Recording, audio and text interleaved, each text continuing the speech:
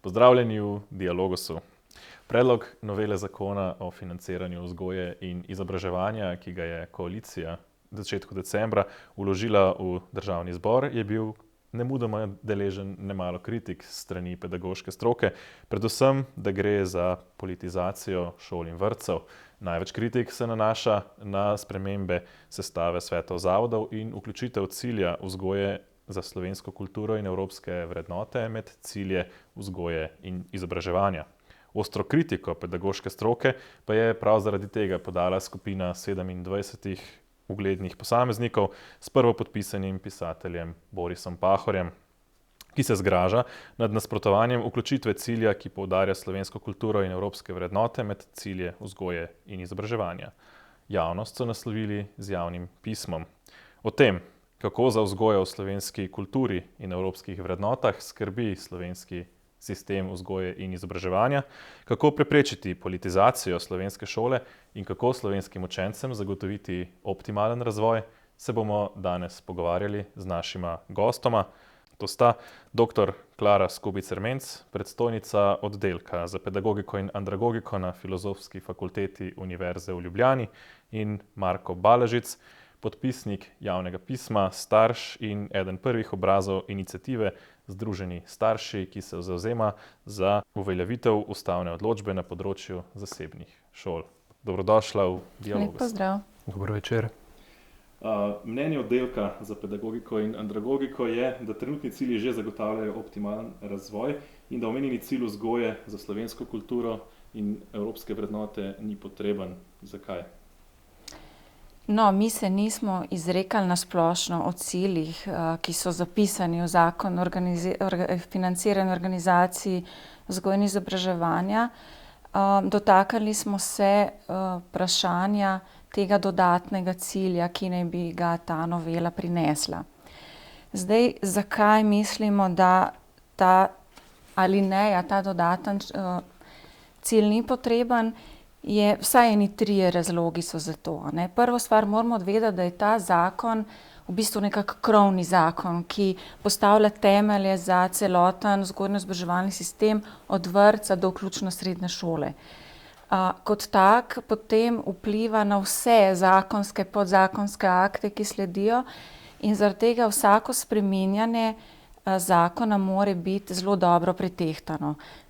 In je treba iskati tudi en širši konsenz. Nikoli se ne da seveda priti do nekega popolnega konsenza, to je jasno. Mora pa tako v stroki kot tudi v javnosti biti razprava, a ne. Zdaj, poleg tega predlagatelj ni pravzaprav pojasnil, zakaj. Bile so utemeljitve za druge elemente novele, o tem ni bilo pojasnjeno, tako da pravzaprav ni popolnoma jasno, kaj je mišljeno s tem ciljem. Sploh glede na to, da je v bistvu vidik slovenske kulture, vrednot in tudi evropskih že zajet v naših ciljih, ne. Jaz sem si tukajle, če dovolite, sem si izpisala, ne, te cilje, pa bi vam samo enega prebrala za podkrepitev, ne, te moje trditve. Eden od ciljev sistema je razvijanje zavesti o državni pripadnosti in nacionalni identiteti in vedenja o zgodovini Slovenije in njene kulturi. Vzgojno-izobraževalni zavodi razvijajo zavest o državni pripadnosti in nacionalni identiteti z obeleževanjem državnih praznikov, katerega sestavni del je izvedba himne Republike Slovenije in z drugimi dejavnostmi. In tako naprej. Govori še o pomenu zastave in potem tudi evropske vrednote so v več ciljih, a ne, tudi navedene. Tako da pravzaprav naše vprašanje je bilo tukaj, čemu pravzaprav tak cilj. In če lahko dodam še eno stvar, ko se je pojavilo pismo, ne, ki ste ga omenili, in sem spremljala debate učiteljev, so bili pravzaprav začudeni, zakaj je se kdo na nek način postavil kot nekaj spornega problematičnega, da naše šole ne bi vzgajale že zdaj v duhu slovenskih vrednot. Recimo, če samo omenim, ne vem, veliko pri književnosti, zelo veliko tako umetne kot ljudske literature je v slovenskem jeziku. Učenci se spoznavajo slovensko zgodovino, geografijo, obiskujejo kulturne predstave. Veliko je tudi stvari, ki niso samo, tako bi rekla, res neki intelektualni cilji, ker gre dejansko bolj za vzgojne cilje, za razvoj neke pripadnosti, z obiskom prireditev, z proslavami, s praznovanji ne samo državnih praznikov, ampak tudi stvari, ki so vezani na ljudsko izročilo, na praznike, nekatere verske praznike in tako naprej. Tako da pravzaprav naše vprašanje začudenje je bilo, kaj še v tem pogledu tukaj pravzaprav manjka. Ni še dovolj v že obstoječih ciljih?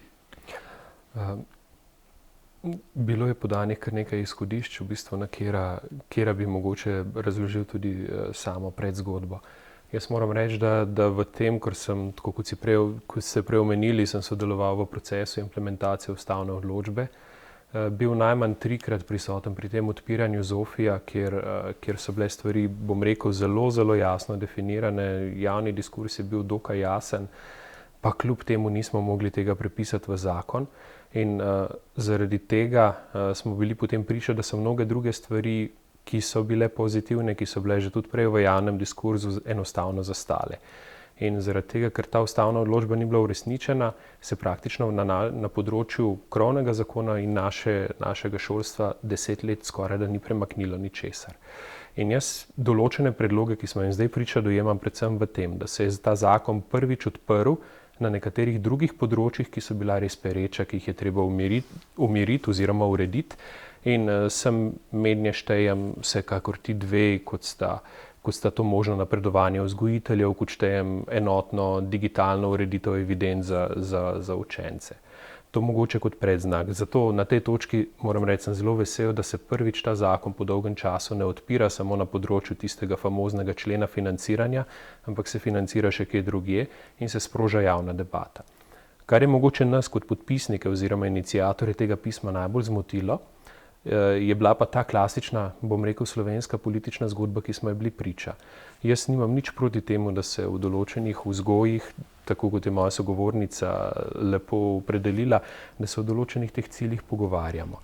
Vendarle, ko smo prišli pa na polje političnega in je v bistvu od 4 predlogov vsebinskih, ki so bili v sklopu tega zakona podani, kjer se je začel strogo politizirati eden izmed teh predlogov, pa še to bom rekel na tak nek zelo klasično slovensko, mogoče celo prostaški način, smo pa rekli, ne, ta diskurs je treba ustaviti na tej točki, ravno zaradi tega, da se da mogoče prostor temu, da se lahko pogovarjamo točno o teh ciljih in o dobrobitih našega šolskega sistema, kaj je treba urediti in kaj bi bilo dobro, da uredimo. Ne govorim o tem diskurzu z vaše strani, ampak govorim o diskurzu, ki je bil sprožen strani političnih strank. Nekatere politične stranke so šle tukaj kar daleč in to na način, ki je bil mogoče nesprejemljiv. In potem smo seveda rekli, ja pa ljudje božji, kje pa mi živimo, v katerem okolju mi živimo. Če sledimo nekemu legalističnemu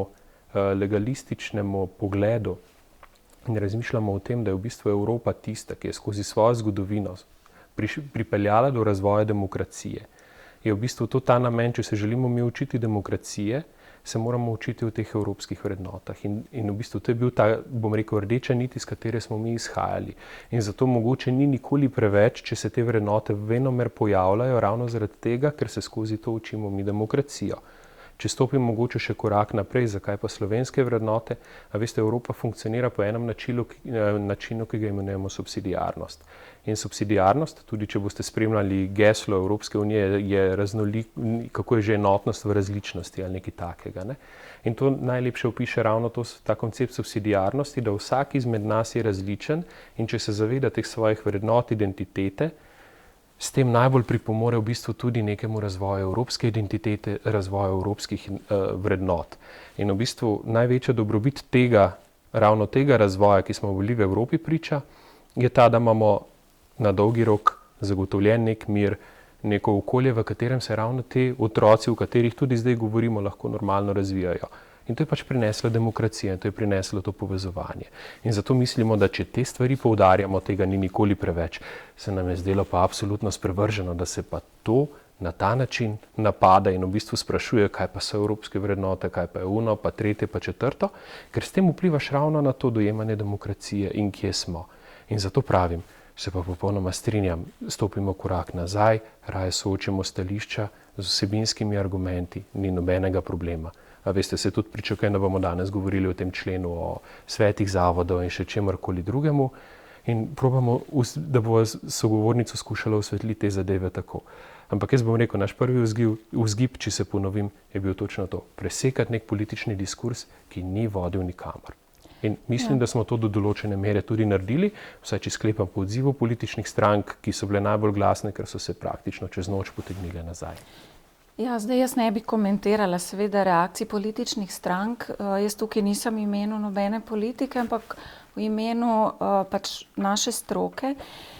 Naša stroka, če pogledam vsa javna pisma, ki smo jih mi lansirali skupaj v medije in smo sklicali tiskovno konferenco, je samo eno pismo govorilo v enem stavku, problematiziralo ta vidik vrednot. Pismo, ki sem ga jaz kot predstojnica več ali manj spisala in pridobila pač soglasje svojih kolegov, se samo v enem oklepaju sprašujemo, da ni jasno, kaj te vrednote pomenijo. Tako da mislim, da moramo predvsem ločiti tukaj, kaj se dogaja v politiki in kaj se dogaja tukaj. In to, kar smo mi problematizirali, absolutno, to, kar ste vi zdaj v drugem delu povedali, mislim, da se lahko vsi strinjamo glede tega. In da razprava je tekla in to, kar smo mi učitali, politizacijo, da sprememba zakona lahko vodi okrepljeno politizacijo, se ni nanašala na to, ampak se je nanašala na svete zavodov. Tako da moramo vse te ravni ločiti. Drugo je pa seveda vprašanje. Mi nismo vprašanje, ste ga vi zdaj načel, zasebnega šolstva. To je zdaj za moje pojme drugo vprašanje. Ne? Seveda, jaz sem samo ponazoril s tem, iz kje smo mi izhajali, ker pri nas je bila izkušnja ravno ta 8 let, čeprav je bilo zelo jasno zapisano, kaj in kako je treba stvari narediti, kam pridemo v bistvu do tega, če so stvari preveč politizirane in kako se v bistvu pridemo iz neke substance, ki bi jo mogli urediti v neke popolnoma, bom rekel, v neke popolnoma neracionalne diskusije. In tukaj je grozilo, da bi točno na podlagi tega, ker se je problematiziralo eno stvar, pa ne govorim z vaše strani, pa ne na vaš način, meni se zdaj vaš način kulturen, ampak strani političnih strank, a veste, bi se spet lahko potencialno zarotirali in določenih stvari, ki so pa nujne za urediti, ne bi šli urejati. Ker potem se pa v ljudeh podzavestno naseli ta strah, da vse dobro, vsaka stvar, ki se jo pa lotimo, je pa itak namenjena političnemu boju, pa nam pa tudi Bog pomagaj. Če smem samo še eno kratko repliko. Pismo, ki ste ga napisali, ni bilo napisano proti politiki, proti političnim strankam, bilo je napisano proti stroki. Tako da pravzaprav bilo je zelo žaljivo diskreditirati, skušate diskreditirati pedagoško stroko, domnevno pedagoško stroko. Tako da zdaj stroka ni polemizirala in nismo imeli še ene zelo kompleksne debate o tem, kar ste zdaj odprli. Lahko se tudi o tem pogovarjamo, lahko se pogovarjamo o tem, katere so zdaj slovenske vrednote, pa evropske vrednote, drugačne od tistih, ki so zdaj v zakonu napisani, kot je zagotavljanje optimalnega razvoja, ne glede na spol, socialno, kulturno poreklo, veroizpoved, rasno in tako naprej, narodno pripadnost. Vzgajanje za medsebojno strpnost, razvijanje zavesti enakopravnosti spolov, za življenje v demokratični družbi, upoštevanje človekovih pravic in temeljnih svoboščin in tako naprej. Jaz razumem, da so to neke temeljne vrednote, na katerih je utemeljena tako naša država kot Evropska unija. In ja, načelo subsidiarnosti, kot ste rekel, nujno, in ker nam pač tudi da konec koncev možnosti in meni se zdi krasno to, kar ste rekel, ta enakost v različnosti. Ne. Jaz z marsičem nisem zadovoljna z našim šolstvom, morda tudi ne z vsemi temi cilji, ampak ideja, da pa združuje na nek način vso to našo različnost, pa je po moje v ta zakon vpeta, ker nam omogoča pač razvijati nek javni šolski sistem, ki deluje na takih vrednotah, ki lahko povezujejo, hkrati omogoča zasebne šole, ki imajo potem možnost, da razvijajo neke recimo bolj parcialne vrednostne sisteme. In to je za demokratično družbo bistveno, se meni zdi. Ne? Tukaj se strinjamo. Jaz nikakor, če se navežem mogoče na vaše vprašanje, vedno, ko smo postopali v teh zadevah, tudi kar se tiče prejšnjih diskusij okoli odpiranja istega zakona, zmeraj si skušal predstavljati ta izrazito pozitiven pogled. Zmeraj si skušal delati korak nazaj, da smo se lahko začeli pogovarjati. Jaz se upravičujem mogoče za kakšno grobost ali pa tako stvar, če ste se mogoče čutili nagovorjene strani tega. Mogoče je kakšna stvar tudi napisana tako ravno zaradi tega, da se preseka z nekim političnim diskurzom. A veste, jaz izhajam, bom rekel, zelo iz sebe, jaz nisem pedagoški strokovnjak, imam pa izkušnje iz tega političnega dela in bom rekel, malo ne boja tega, kako težko je v bistvu implementirati nekaj, kar se mi zdi popolnoma samoumevno in ki v bistvu v nobenem delu ni škodilo temu velikanskemu monstrumu, ki ga imenujemo javno šolstvo v Sloveniji. Ne? In v bistvu tudi moja želja je ta, da se ukvarjamo s temi vprašanji, kako v bistvu ta potencial javnega šolstva, ki ga imamo, na eni strani pustiti ravno prav odprt, zaradi tega, da ga lahko zračimo. V smislu, da lahko pride noter nove ideje, novi postopki, novi pedagoški pristopi in kako to potem na nek način lahko implementiramo v celoten sistem, samo zato, da bo vsem bolje, seveda z občutkom za tega končnega uporabnika.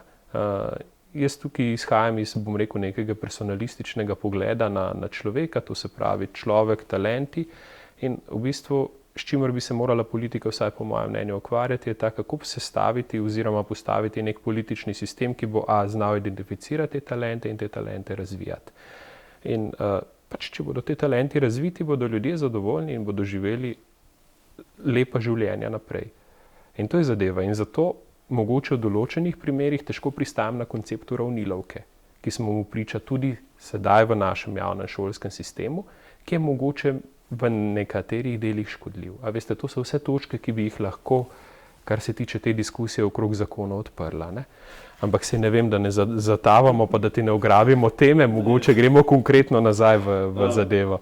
Če se vrnemo mogoče na pismo, kjer ocenjujete, da pomanjkanje družbene zavesti, strpnosti, sočutja in solidarnosti, ki jo spremljamo v času epidemije, prihaja ravno kot posledica problema v socializacijskem procesu v slovenskem šolstvu, ki na prvo mesto postavlja parcialne, sindikalne in politične interese, kar označujete celo kot zavržno dejanje, ki obsoja slovenski narod na izumrtje, demokracijo pa na potop.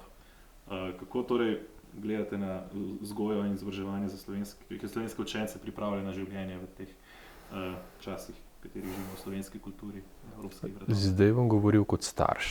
Tako da me, prosim, dojemajte kot starša tukaj. Jaz predvsem, česar pogrešam v našem šolskem sistemu, pa govorim zelo nasplošno, je v bistvu tega, da bi bilo več reševanja problemov in ne samo učenja nekih, bom rekel, stvari na pamet. In to so v bistvu problemi, ki za sabo potegnejo celotne zadeve. Ne? A veste, od samega načina socializacije, od stresa, od motivacije, pri otrocih je to še posebej občutljivo, ne? Ker ko smo odrasli, to motivacijo notranje črpamo iz, bom rekel, smo že toliko razvite osebnosti, da znamo to motivacijo črpati iz različnih nivojev. Ampak, a veste, pri otroku je pa tako, ali mu je nekaj všeč, ima motivacijo, če mu pa nekaj ni všeč, bo pa v celoti to motivacijo izgubil. In če je šolski sistem, vsaj kar se tiče, bom rekel, teh začetnih nivojev izobraževanja naravnan tako, da velikokrat jemlje to motivacijo, namesto da bi spodbujal to motivacijo, potem imamo tukaj velik problem. Pa seveda, da ne naredim te napake, ne vlečemo ravnilovke, nikakor ne povsod. Jaz mislim, da imamo zelo veliko čudovitih ljudi v sistemu, ampak smo spet priča temu klasičnemu slovenskemu problemu, kjer lahko skoraj da na vsakem nivoju vidimo, da kaj pomeni premik enega samega človeka, ampak potem pa nekako sistem izostane in ne sledi. A veste, jaz sem tudi to opazil, tako ko sem prej načel s to temo, da se ta zakon krovni ni odpiral skoraj da 10 let. Veste, kaj to pomeni pri tem svetu, ki se spreminja, bom rekel, na pol leta, ne? Veste, mi nismo zmožni slediti, mi se nismo prilagajali, to pomeni, da se nismo prilagajali nekaterim svetovnim trendom in spoznanjem zadnjih 10 let. In to je grozno. A veste, se lahko ti določene pravilnike pa stvari prilagajaš, ampak če osnove niso urejene, pridemo spet na to vprašanje, če se vrnem na politiko vladanja z odloki, ne? No, ampak gre za izumrtje slovenskega naroda, oziroma kako na to odgovarjate? Ne izumrtje, veste, to, kar sem zdaj načel, to temo, v bistvu te motivacije in vsega skupaj, to pomeni, da tudi pri otrocih, pri posameznikih gradimo pozitivno samopodobo.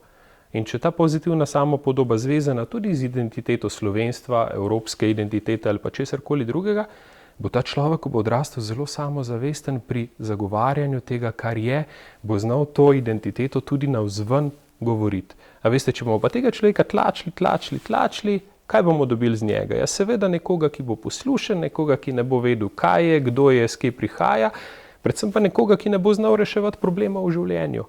In a veš, to je ta dolgoročno, je to ta največja težava, s katero se soočamo. In tukaj ti potem padajo glih vse identitete, od slovenske, evropske. A veste, če ti ne boš nekoga opolnomočil v demokraciji, pa da bo ta samozavestno zagovarjal demokracijo, ja, potem se ti bo pojavil nek samodržec, pa bo v ušesa nalil tistega medu, pa kam bomo prišli, ne? Veste, to je vse povezano. No, jaz tukaj ne bom v vlogi zagovornika ministrstva, ker to vsekakor nisem, kar smo tudi že javno večkrat povedala. Ne zagovarjam ministrstva, ne me narobe razumeti. Ampak samo to bi rekla, da zakon ima ne vem koliko nekih novel, na posameznih področjih se seveda je spreminjal, je pa pametno tak zakon spreminjati po fazi nekih resnih razprav, mogoče neke bele knjige ali nekaj podobnega, ne. Zdi se mi pa iz tega, kar govorite, da pravzaprav kar vas žuli kot starša, so stvari, ki niso čisto neposredno, so pa tudi povezane s tem zakonom, ampak morda samo v majčkem deležu s tem, kar je bilo zdaj na tapeti. Ja. Ne? Ker to, kar ste vi izpostavili po vidike vzgoje, socializacije, tudi potem v okviru tega motivacije, so dejansko naši problemi. Zdaj, vzgojni koncept, ki je nekako vpisan v ta zakon in naš sistem, je dejansko nastal takrat v 90-ih letih. Temelji na teh vrednotah, ki so nam znane, v ospredju ideja človekovih pravic, in ta ideja je verjetno na nek način izhodišče in tudi, če pogledam znotraj teorij, vzgojnih teorij, ne, vedno tisto temeljno sidrišče. Zdaj pa, kako pa zasnovati vzgojo in izobraževanje kot en tak povezan preplet, so pa seveda v pedagoški teoriji različni odgovori, a ne. In tudi nekateri predstavniki naše stroke si zelo zavzemajo, da bi ta vidik, recimo vidik skupnosti, ne, in vidik vzgoje za to, da se naučimo živeti v neki skupnosti in za skupnost pravzaprav tudi nekaj dati, ne, da bi to moglo biti tukaj bolj izpostavljeno. Ni to neposredno povezano, po moje, z neko ali vsebino vrednot v tem smislu, kaj je pravzaprav slovenska vrednota. Jaz pravzaprav sama iskreno osebno ne vem, kaj je to slovenska vrednota, ker imamo tudi Slovenci nekako različne vrednote, kaj nam pravzaprav v življenju nekaj pomeni. In zdaj prava modrost je po moje v tem, da se išče neka neka minimalni skupni imenovalec, ki nas bo potegnil skupaj, ne, se pravi, ta ideja, da imamo mi otroke v šoli, ki so si med sabo v bistvu zelo različni, ki prihajajo iz različnih družin, družine od različen socialno-ekonomski status do narodne pripadnosti, veroizpovedi in tako naprej. In da ustvarimo neko skupnost, v kateri se bodo oni razumeli, v kateri se bodo naučili živeti s to raznolikostjo, da mogoče ne bodo znali vedno vsakega problema rešiti in vsakega sočloveka tudi razumeti, ampak da bodo znali kljub temu ustvarjati neko skupnost, tovarištvo in tako naprej. In druga stvar, ne, ki se mi zdi, da je tudi malo povezana s tem, je pa vprašanje tega optimalnega razvoja, je tudi vprašanje, za koga ja ali za koga ne. Mi imamo nekaj velikih problemov v šolstvu, ki so vezani na ta cilj, zagotavljanje optimalnega razvoja, ki ste ga tudi vi omenili. Eni imajo boljše pogoje za zagotavljanje optimalnega razvoja kot drugi. Če samo za ilustracijo naštejem, dostopnost do predšolske vzgoje ni še popolnoma univerzalna. Potem imamo težave na področju, bralne pismenosti. Imamo težave za zelo potraten, neučinkovit, precej neučinkovit sistem, pa me bodo marsikdo od kolegov kritiziral, vključevanja otrok s posebnimi potrebami v šolah.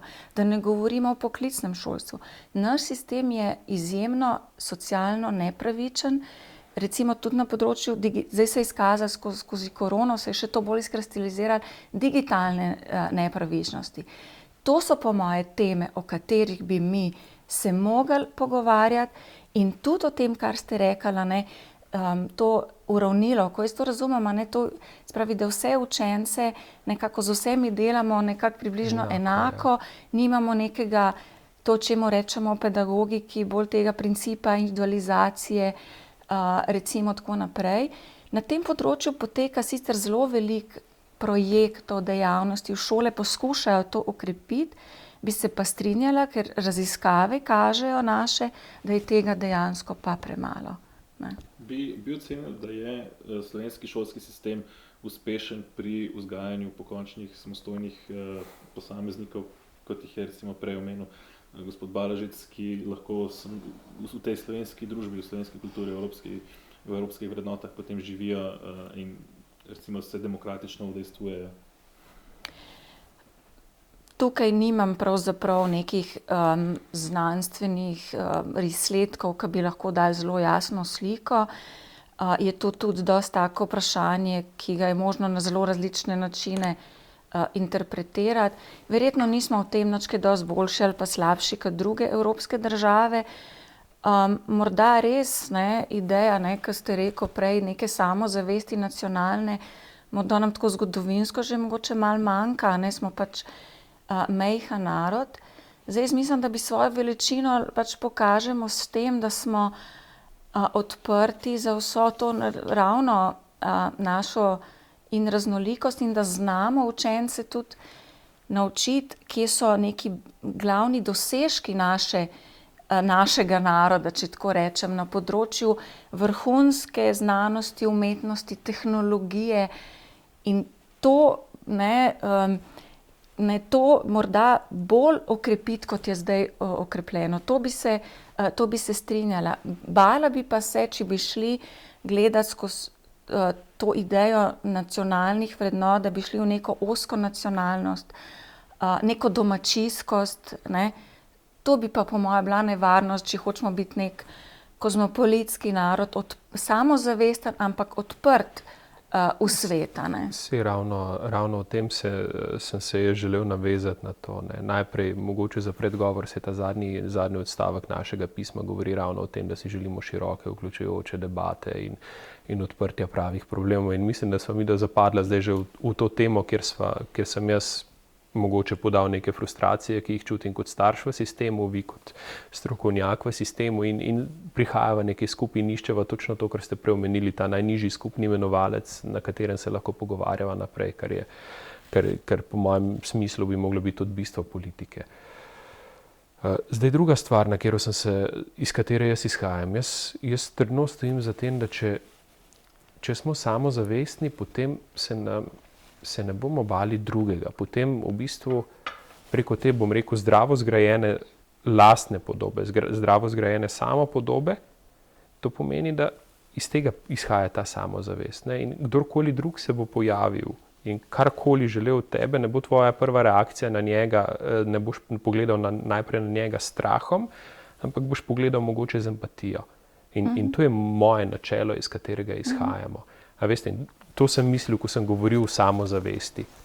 In tega gledanja z empatijo, poglejte, kaj je zdaj ta epidemija prinesla na plano, poglejte, kaj se dogaja v naši politiki, poglejte, to bom rekel, polarizacijo, ki se nam dogaja, ravno tega nam umanjka. In na to smo se mogoče v tem pismu navezovali, ravno zaradi tega, te samozavesti umanjka. In tukaj, kako zdaj najti načine, kako to samozavest graditi, mislim, da bi to moglo biti prvo in glavno in ključno vprašanje. In tukaj mislim, da smo zelo skupaj. Ampak zakaj niste pisma naslovili na politiko, ampak na stroko? Ja, to je dobro vprašanje. Jaz mislim, da tukaj je veliko momentov, ampak tako, kot sem rekel, bom rekel, osnovni namen je ta. Po drugi strani je pa mogoče tudi eno vprašanje, ki bi mu bilo dobro nameniti tudi več pozornosti, in je ta, ko ste prej začeli, pri nas je stroka nekaj definirala, predvsem politična, od 90-ih let naprej. Zdaj, eden izmed temeljev te stroke oziroma temeljev tega pogleda je bil nekdanji minister Slavko Gaber, in okrog njega se je veliko teh procesov vrtelo.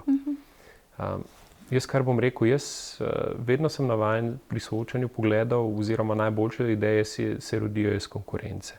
Jaz mislim, da je te konkurence pri teh pogledih premalo in da je ta pogled, ki ga je takrat definiral Slavko Gaber, zelo predominanten tudi še danes in mogoče ne odgovarja najbolje nekaterim stališčem. Predvsem pa veste, ko je nekdo zelo vpet v zgodbo, ko nekdo res noč in dan razmišlja o zadevah, pa ne rečem, tukaj mu dajem zelo veliko priznanja, eden redkih, ki se s tem dejansko na ta način ukvarja. Ampak če si ti mogoče kdaj preveč vpet, postaneš del nekega mehurčka in ne vidiš nekih drugih stvari. A veste, in potem zelo hitro poistovetiš zgodbo, to sem pa jaz, to je pa moja zgodba. Ne? In potem se hitro počutiš, da si ti tisti nekaj, ki daješ drugim. A veste, najbolj grozen očitek, ki sem ga jaz dobil pri implementaciji ustavne odločbe, oziroma očitek, eden izmed teh podtonov je bil, vse smo vam dali 85%, kaj pa še hočete? Ja, pa moj Bog, kdo mi je dal? Govorimo o otrocih, ne govorimo o nekomu, ki je nekaj dal, ampak govorimo ravno o tem, da moramo imeti neka enaka izhodišča, da se vsi enako razvijajo, pa ni važno, kje se nekomu paše nekaj, nekomu paše nekaj drugega. In takoj, ko pridemo mi na dikcijo, jaz sem ti dal, jaz sem vam dal, mi zazvonijo te alarmi v ušesih, ne? In tako bom rekel, če se vrnem zdaj na pojem političnega, veste, teh argumentov sem se jaz naposlušal predvsem strani ene politične stranke, ki je imela tudi prejšnjega ministra, tega je bilo bistveno preveč, da bi bila konstruktivna debata. In to je tukaj škoda, tukaj smo zgubljali enormno ene energije. A veste, če bi jaz vso mojo kreativno energijo, ki sem jo porabil za to, da smo ta zakon vendarle pripeljali do neke rešitve, pa ta še ni idealna, ker otrok še zmeraj ni vreden 100% otroka, ki je drugje. Ampak, veste, če bi to energijo uporabil za iskanje načinov ali pa odgovorov na tega, kaj lahko izboljšamo v našem sistemu, bi nam bilo vsem lažje. A veste, tudi zdaj se soočam s tem, moji otroci grejo v zadnjo triado osnovne šole. Ja, pismo, zakaj smo uvedli nacionalna preverjanja znanja, zakaj priznanja ne štejejo nič več. A veste, in smo priča temu, da imamo otroke spet pod stresom, izključnim stresom, da se borijo za ocene, zaradi tega, ker če dobi 2 slabi oceni, se potencialno ne bo mogel pisati na gimnazijo. A veste, to je realno stanje, dosem smo zavozili sistem, ne? In to so ta prava vprašanja, ki bi jih mogli reševati. Ne? A veste, kje je to vzpodbujati, kje je ta konkurenca noter, kje je ta konkurenca idej, misli, pogledov, zakaj tega ni več? A veste, in to je tisto, kar sem mislil prej z uravnilovko. A veste, če bomo vsi enaki, ja, seveda super, ampak če postavljamo enakost pred enakopravnostjo, ne bomo imeli ne enega, ne drugega, to je rekel Hayek. In tukaj so te srčike problemov in jaz bi o teh stvarih mnogo raje govoril. Ja, ne, to, kar ste rekel, to, kar se je izpostavil sistem od 90-ih s to Gabrovo ekipo, Ja, vrednotni sistem, seveda, ker je bil takrat to pač LDS, je šlo za liberalne vrednote, v tem pač političnem smislu. No, o tem lahko diskutiramo, ampak to je druga politična tema. Ampak vsekakor je ena stvar, ki jo moramo priznati, ne glede na to, kakšnem vrednostnem sistemu pripadamo, da takrat se je delala reforma, kjer bi rekla zelo široko strokovno podporo, oziroma bi rekla eni široki strokovni zasedbi. Praktično vsi strokovnjaki, ki so takrat delovali na področju šolstva, so bili v to vpeti. Nekateri seveda ne, ker so bile, ne vem, vi ste še premladi, ampak to so bile res takrat zelo ostre in žgoče polemike glede neke vrednostne naravnanosti šolskega sistema, ampak uspelo je vzpostaviti sistem, ki je bil zelo celovito premišljen, ki je na nek način, bi rekla, mogoče malo, ne vem, populistično nas je pripeljal v Evropo na nek način, ker smo kar naenkrat postali enako uspešni kot ostale države, kar se je kmalu izkazalo v teh recimo mednarodnih raziskavah, primerjavah znanj. In da so se drugi po nas zgledovali, da smo začeli tudi mi izvažati, recimo tako kot močnejše evropske države, svoje rešitve. Skratka, bil je vzpostavljen nek sistem, ki je, kot so ga takrat ljudje po svojih najboljših močeh zmogli. Potem pa se strinjam s tem, kar ste rekel, so se stvari začele bolj, in to smo mi že večkrat opozorili, ministre vseh barv, da se stvari samo rušijo in taki manjši posegi, tudi kot so teli. Vzameš eno alinejo ven, tukaj eno alinejo dodaš, se ti krha cel sistem. In potem vsega tega pride. Zdaj, vse to, kar ste rekli, NPZ-ji, to je zdaj spet ena zelo kompleksna zgodba. A mi pravzaprav želimo, da so šole po celotni Sloveniji, ne glede na to, kje je, v kakšnem okolišu, v kakšni regiji, ali je zasebna, javna ali tako naprej, da učenci pridejo z nekim čim bolj kakovostnim in nekim primerljivim znanjem. Ali si želimo to, da si šole med sabo konkurirajo in da razmišljamo o tem, a se čim priseliti v Trnovo, ker bo mogoče tam boljša šola, kot v Fužinah, na primer. Samo to se zdaj dogaja na polno. Zdaj, poznam veliko primerov ljudi, ki imajo si stalna bivališča, pišejo za to, da bodo otroci hodili na boljše ljubljanske šole. In če ne bomo imeli NPZ-ja, ali pa tudi mature, pa ne rečem, da je vse v redu z njima, ampak neke oblike zunanjega preverjanja, kaj se nam bo zgodilo, to se bo še mnogo povečalo in se bodo razlike. Ker zdaj... Ne, se jaz zagovarjam NPZ, mogoče se nismo razumeli. Jaz pravim, da NPZ zdaj ne šteje ničesar. Brez zobi tiger je. Mi ga imamo, ampak noben ga ne upošteva, na koncu štejejo samo ocene. Ampak analize, recimo RIC-a, kažejo, da v dosežkih razlike med šolami v Sloveniji so relativno nizke. In tukaj nam lahko zavida zelo veliko evropskih držav. In to se moramo boriti, da to tako ostane. Zato, da ne bo preveč tega, da se ne bodo ljudje izseljevali iz enih koncev in selili na druge, ker to nam bo tudi neenakost v družbi povečala, se bodo začele te stvari povečevati. In jaz mislim, da ne glede na to, ali smo Slovenci, levi ali desni, mogoče ni najboljši izraz, ampak ne vem, pristaši različnih vrednostnih sistemov, mislim, da se nekako kar v tej točki pa strinjamo, da želimo imeti na nek način v socialnem pogledu pravično družbo, da je enako zelo pomembna, da razlike med bogatimi in revnimi nismo prevelike, da smo na nek način solidarni. To smo med top 3 v Evropi. In šolstvo moramo to tudi ohraniti in je treba tudi zelo previdno se potem pogovarjati, kaj delati recimo s takimi zadevami, kot so recimo NPZ-ji. Da bodo res spodbujevalci kakovosti in te pravičnosti v sistemu. To so lahko pa nastanejo nekaj popolnoma drugega. Še eno zadevo bi odprl, in sicer to vprašanje politizacije šolskega prostora. V zvezi prav s tem zakonom je vaš oddelek opozarjal na to politizacijo. Me zanima, kje vidite največje strahove pred vstopom politike v šolstvo? Ja, glejte, sej šolstvo, tako je že jasno iz te diskusije, ni neodvisno od politike in ne more biti. Konec koncev je država odgovorna, da vzpostavi sistem, da ga poskuša razvijati na čim boljši način in tako naprej in da ima na nek način nadzor. Zato mi pravzaprav govorimo o neki relativni tudi avtonomiji šolstva v tem kontekstu, ker so na nek način zgodovino javnega šolstva, so se šole pa stroka pedagoška zavzemala za neke vrste avtonomijo, kar v prvi vrsti pomeni ne neodvisnost od politike kot take, kot nekih političnih idej, ker je povezano z vrednotami in tako, ampak z vplivom te dnevne politike, tega ozkega strankarskega interesa, ozkega vpliva na šolo. In zato smo izpostavili ta vidik sestave svetov zavodov šol oziroma vrtcev in šol, ker je tukaj se lahko odpre vrata, da pa ta dnevna in ta ozka politika v bistvu vpliva na delovanje šol. In veste, v 90-ih letih, ko so bile te velike debate, je en del, ne vsi, ampak en del pedagogov takrat se zavzemal, da bi ZOFI, ta zakon, postal ustavni zakon, kar bi pomenilo, da bi za vsako spremembo potrebovali dvotretjinsko večino.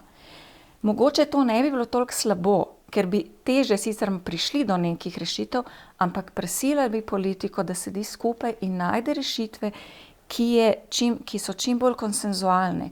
In s tem bi se take stvari preprečile, ker vsaka stranka ali pa politična opcija ima ambicije, pač svoje ambicije. In nam v interesu pa je, da teh ambicij ni. Ker ne glede na to, recimo, če gledam jaz pedagoge, ki jih poznam, se pravi profesorje na fakultetah, raziskovalce, smo si zelo različni po svojem svetovnem nazorju, po vrednotah in tako naprej. Ampak v tej točki pa mislim, da bi skoraj dala roko v ogenj 100% soglasje. Da je treba iskati tukaj, da je treba enostavno imeti soglasje in gledati enostavno strokovno za dobrobit šole. In če mi vemo, da je recimo koncept, inkluzije, se pravi spoštovanje raznolikosti v tem kontekstu tudi skupnosti, ki sva prej govorila, da je to nekaj, kar prinaša dobre rezultate, če tako rečem, tudi vzgojne in tako naprej, potem je to za nekaj, za kar se zavzemamo, ne glede na naše privatna stališča in vrednote. Ne? Ja. Je danes neodvisna od politike? Ne. Jaz mislim, da ravno sedanji sistem tudi omogoča zelo veliko te politizacije, pa bom razložil na primeru, kako to konkretno mislim. Kar se tiče sestave svetov zavodov, jaz tukaj tudi ne mislim, da je ta rešitev, ki je bila predlagana, idealna. Ne? Po zdajšnji ureditvi, če mogoče naredim tukaj malo predovoda, je v svetu zavodov 11 članov. Od tega je po trenutni ureditvi 5 predstavnikov učiteljev, 3 predstavniki staršev in 3 predstavniki ustanoviteljev. Kar v bistvu vlada skuša s tem novim predlogom to razmerje preobrniti v smeri tega, da bi imel recimo ustanovitelj teh 5 članov, učitelji 3 in starši 3. Trenutni predlog, mislim, da so enakovredni. Ne, 5-3-3 zamenja se. Ali 5 notko. 3 za lokalno skupnost. Ja. Tako, 3-2-2. 3-2-2, pardon. No. Ampak v glavnem, ne? Zdaj si pa predstavljamo, da si ti ravnatelj, pa bom zelo plastično povedal, ki se po nekem čudežu znajdeš na vrhu neke osnovne šole, ne? In imaš to razmerje, kjer ima večino učitelji. Ne? In ti pač rečeš, si zagnan, si mlad, si ambiciozen, rečeš, da bi pa rad spremenil določene zadeve v šoli, se hitro zavrtiš v nekem začaranem krogu tega, da bodo učitelji, pa ljudje smo že po naravi taki, da smo zelo nenaklonjeni spremembam, da bodo mogoče del učiteljev rekel, ja, tega pa glih ne boš naredil. Ne? Čeprav je mogoče lahko ta sprememba popolnoma legitimna, v redu, pozitivna. Ne? In v bistvu, kar je bilo zdaj treba po sedanji ureditvi, je ta, da ti z enim glasom, ki si ga dobil od drugih deležnikov, si praktično imel večino. Ne? In si lahko temu ravnatelju enostavno zagrozil, čeprav imel najboljše namene, ne, jaz se pa s tabo glih ne strinjam, ne boš te spremembe naredil, ker te bomo itak zamenjali čez 2 leti in bo vse po starem. Ne? Jaz mislim, če gledam pozitivno, da so to te vzgibi, da se temu probaš izogniti. Zdaj, če stopim spet na polje političnega, recimo karikiram, pri nas je eden najmočnejših sindikatov, ravno šolski sindikat. Prominentna figura tega sindikata je zelo velikokrat prej politični delavec kot nekdo, ki se bori za pravice teh učiteljev. In veste, zdaj si predstavljate, da imaš situacijo, ker imaš hitro večino v svetu teh, ki so del, bom rekel, tega sindikata in diktirajo, kaj morajo narediti strani te ene glave, ki zelo politično deluje. Ne? A veš, tukaj smo že na polju politike, tukaj ne moremo reči, da politizacija ni, ker politizacija de facto je.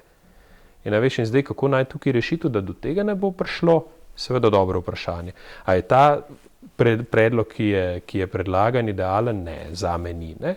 In tega ne bom trdil. Jaz bi pad pozicijo naredil ravno zaradi tega, da iščejo med sabo konsens, kot smo prej ugotavljali. Ali je to 2/3 ali kakršnakoli. Povsod, kjer je nevarnost, jaz bom rekel, pa to trdim za vsake javne razpise in vse zadeve, povsod, kjer je pač taka stvar parcialnega, bom rekel, vplivanja, pač delaj tako zadeve, da so ali postavljene konkurenčno, ali jih ukini, ali pa delaj pad pozicije.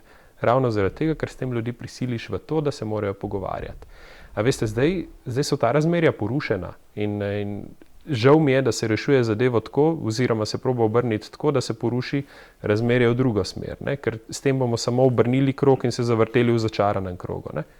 A veste, rešitve pa na koncu ne bo. Ne? Je pedagoška stroka lahko politično neodvisna, če je glavni sindikalist, recimo kandidat najbolj skrajno leve politične stranke na evropskih volitvah? Skrajno leve. Glejte, stroka pa sindikat sta dve ločeni stvari. A ne? Seveda smo zaposleni tudi člani različnih sindikatov in pač imamo svoje pravice, za katere se želimo boriti.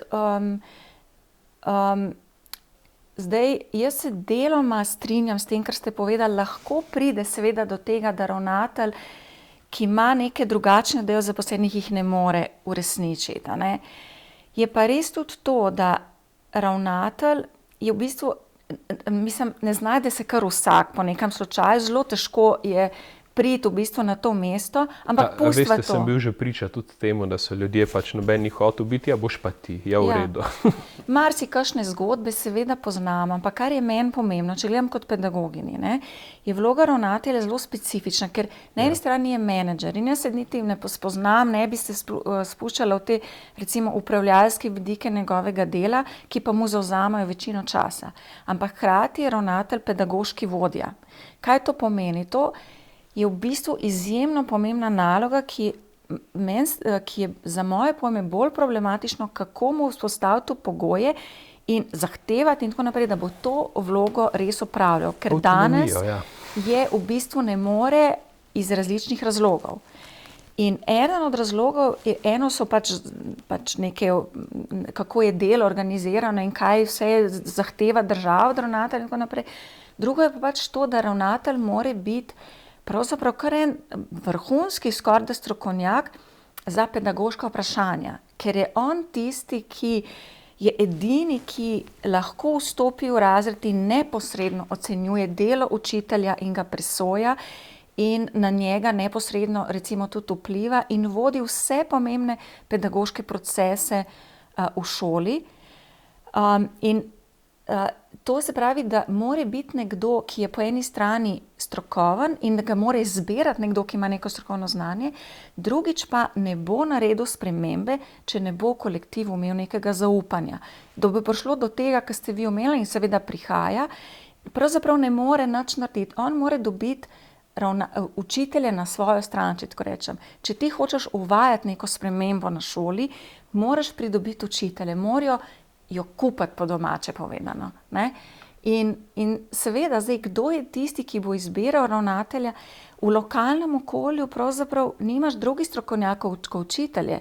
Ne vem, predstavljam si imaginarno situacijo, ko bi imeli regije, recimo, kar je bila ideja, in neke regijske centre, kjer bi lahko bili strokovnjaki, kot neki regionalni zavodi za šolstvo, strokovnjaki, ki bi lahko bili potem po kakšnih takih svetih, bi se mogoče to lahko ta strokovno, da bi presojanje strokovnosti bilo v ospredju, ne.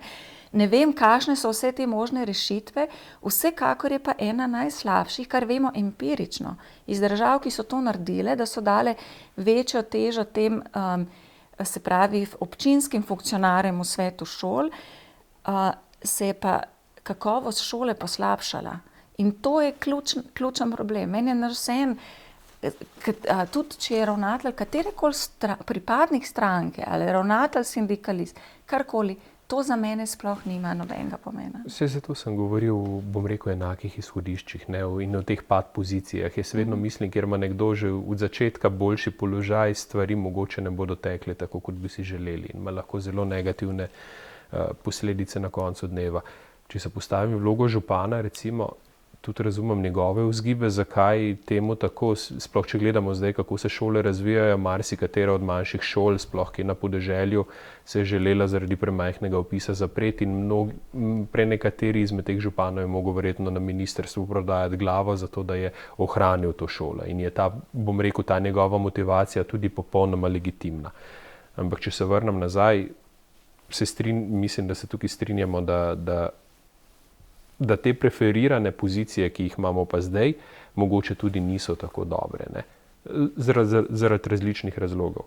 Ampak to, ko sem rekel, jaz izhajam iz izredno tega pozitivnega pogleda, kaj lahko naredimo, da se stvari premaknejo na bolje. In tudi ta, bom rekel, sprememba svetov zavodov, ja, če stvari mogoče še premislimo naprej, pa mogoče odpremo v pravilno smer debato, je tudi to lahko ena izmed rešitev, ki bodo na koncu pripeljale do končnega cilja. Veste, sej še eden izmed problemov, saj ste rekli, po lestvicah smo zelo visoko, ampak po eni lestvici smo pa zelo nizko in to je funkcionalna pismenost, ne. To se pravi, kar meni to pove v življenju je, oziroma v tem, da ljudje ne znajo funkcionalno reševati problemov. To za odrasle velja. Za odrasle, ja, ampak odrasle kot posledica celotne vertikale šolske, ne. In to je to.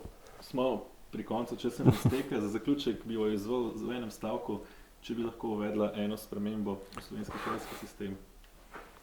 Kaj bi bilo to? V enem stavku bom težko povedal, ampak pred leti se je pojavila neka ideja, ki mi je bila zelo všeč, in sicer na ravni fakultet. Vse ti čudoviti, bom rekel, naši talenti, ki so odšli v tujino in učijo po tujih fakultetah in so tam pridobili neka zelo, bom rekel, dobra pedagoška znanja, specifična znanja, ki jih mogoče tukaj ne moremo pridobiti, bi bilo dobro, da bi se jih vrnilo v nek način kroženja. Ampak to je spet, ko je tukaj posegla politika, vmes je bilo to nemogoče narediti. Ideja je bila pa ta, da recimo te, ki so profesorji po tujih fakultetah, da lahko krožijo po slovenskih fakultetah recimo 2 meseca na leto in s tem v bistvu nekako širimo te, bom rekel, delamo prepih pri teh možganih, da spodbudimo kako novo idejo in tako naprej. In to bi si mogoče želel, več iskanje tega, kako dela ta prepih, da se rodijo dobre in kreativne ideje. Ja, jaz bi pa rekla, da predvsem, kar bi si želela, da šolstvo vodi v najširšem pomenu besede, od ministrstva do posameznih pomembnih ustanov, ki so v sestavi zavodov in tako naprej, vodijo ljudje, ki pridejo na ta mesta po nekem meritokratskem principu, se pravi po strokovnosti, predanosti in ne po politični poti. Dr. Klara Skubic-Ermenc, Marko Balažic, najlepša hvala za udeležbo v Dialogosu. Spoštovani gledalci, hvala za ogled in se vidimo prihodnjič. Nasvidenje.